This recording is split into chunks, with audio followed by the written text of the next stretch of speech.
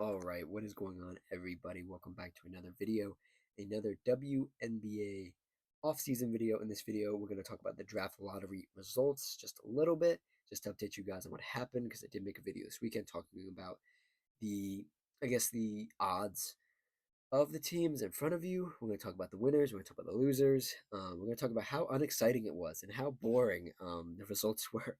So if you like what I've said, like the video. If you have your own opinions, comment it down below. And if you're the Babs, consider subscribing. So this panned out basically how everybody thought it would. Um, when I say boring, it literally was just what we thought was going to happen. Um, Dallas Wings got the number 1 pick. Minnesota Lynx got the number 2. Seattle Storm got the number 3. Mystics from Washington got the 4th, and Chicago got the 5th.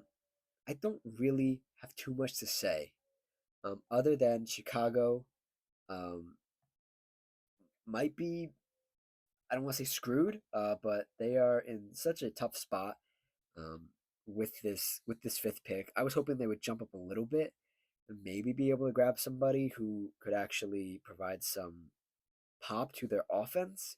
Your only hope is really wishing that somebody falls down to you in the draft, whether that be not a Lauren Betts, a Olivia Miles, a you could reach for somebody like who's that player? You could reach for somebody like Tanaya Latson, um, maybe Kiki Rice. Yeah, so Chicago got the worst end of the deal here. Um, the Mystics, I don't think they're mad with the 4th pick. I mean, you're gonna hope somebody drops as well. Um, right now they have them taking Awa Fam, who in this mock draft I'm looking at from Tankathon is only at 4. But on a lot of other people's mock drafts, she's the number 1 pick. So Fam might not be there. Um, maybe Fudd would fall. Fudd is a Washington native, so maybe you hope she falls to you. You bring her home. Um, then you have the Storm, who you got your pick of who doesn't go 1 and 2. You really got your pick. Um, maybe you get Miles. Maybe you get Awa Fam. Um, I wouldn't be mad with either of those. And then, like I said in my video when I talked about this, you have the Lynx at 2. They were suspected to be at 2, and they're here at 2. Um, what's interesting, an interesting wrinkle that has come up over the last 24 hours since the draft lottery happened, um, there have been talks of the Wings GM, Kurt Miller, potentially trading the number 1 pick. Um, I didn't see this coming. I don't know why I didn't think of it, because they were rumored to want to trade for some talent during the season. They weren't able to get it done. Now they have the ammo to get it done with that number 1 pick that holds so much value in this draft. And I thought in my preview of this draft lottery, the Lynx might be able to trade their pick too. And the thing that's been floating around is maybe the Wings trade the number 1 pick for Angel Reese from Chicago. That is something that's been floated around during the regular season last year. That's something that's still floating around. Do I think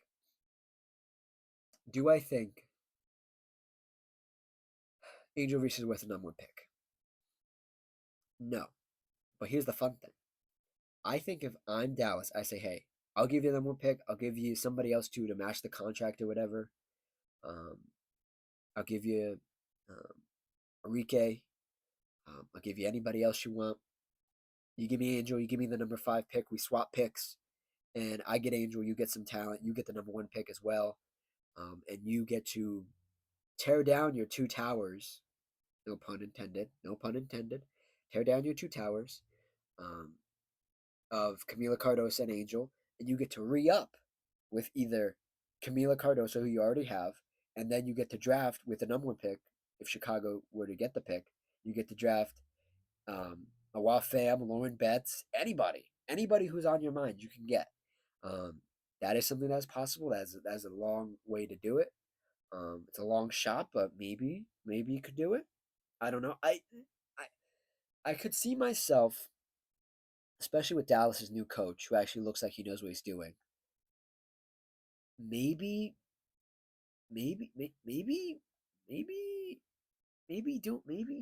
maybe doing something like that with Angel Reese. I think Angel Reese and Paige would be great together. I think knowing what you're gonna get is better than betting on some kid out of college. Angel Reese, you know what Angel Reese is. A lot of these players, you don't really know what they are. This isn't a surefire draft class. Like, half of these top five players could be duds or just okay players. Like, I could definitely see Olivia Miles just being an okay player. I could see AZ Fudd being just an okay player. I could see Lauren Betts being an okay player. I could see Awa Fan being just an okay player. The only guarantee is that Flajay Johnson is just athletic enough and skilled enough that she just is able to have the best career of everybody. That's the worst case scenario for this top five. The best case scenario is all these women turn into all stars at least one time. That's the hope. Um, Talking about Minnesota here a little bit. Um,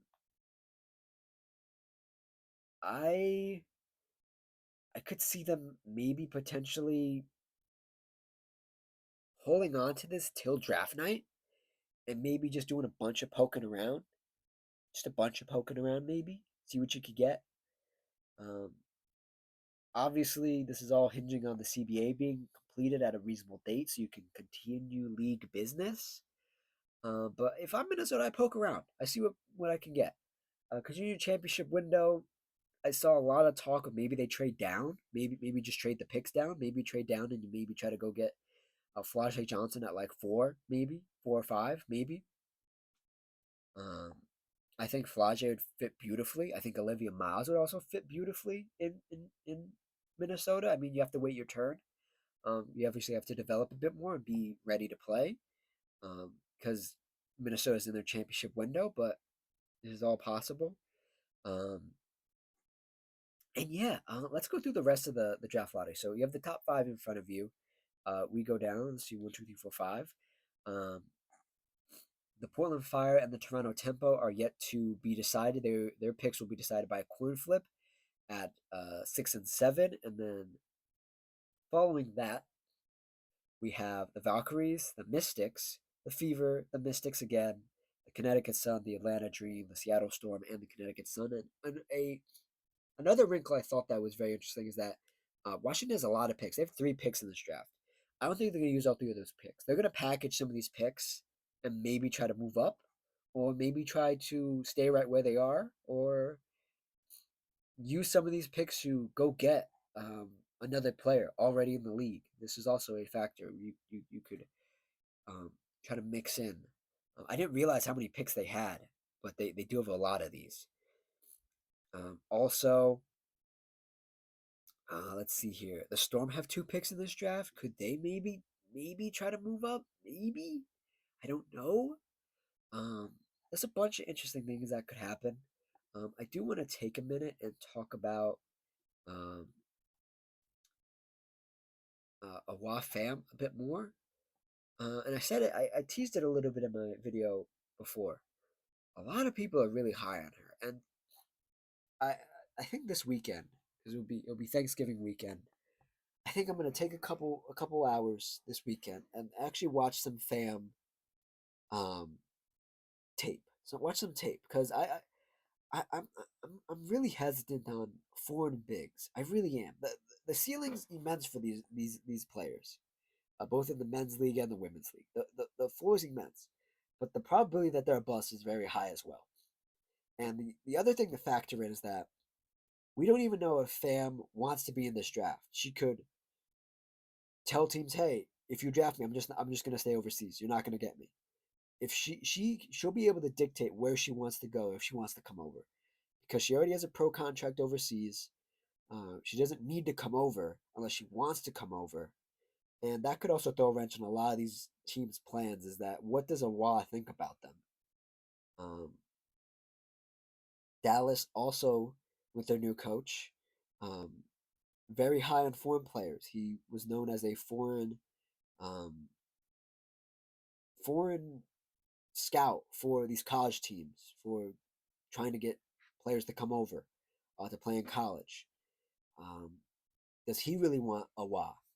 Maybe, maybe that's enough. Maybe the coach wanting her and Paige wanting her would be enough for GM Kurt Miller to be like, hey, we'll just draft a Wa and bet on her upside.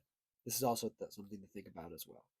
Um, yeah, I think that's it. I mean, we don't know till we know. We have to wait till the CBA is done. But I just thought this draft, just some thoughts here at the end, was really boring. I just thought like, wow, this is so freaking boring. No, nobody moved up. Nobody changed spots really. Um, I was hoping for some movement. I was hoping maybe like Seattle could get up to two, the Mystics could get up to two. The real wrench would have been Chicago getting up to one. I I don't know what I expected. I just expected a bit more movement, and there really wasn't. And the odds weren't in any of the other teams' favors besides the Wings. It would have been some stroke of luck for any other team to move up to one, but here we are. We're in a world where the Mystics have the number one pick for the second year in a row. Um, Hopefully, getting somebody to join Paige Beckers. You have the Lynx, maybe trading the pick, looking for some talent to bolster their roster. Yes, Seattle, who's in flux, could be heading for a full rebuild, could be just trying to add some more talent. You have the Mystics, who not desperately need more talent, but would like some more talent to add to their front court, maybe some guard depth. And then you have Chicago, who, again, like I said in my other video, is desperate for talent. So we'll see what happens. Yeah, that's the video. Check out my WNBA playlist.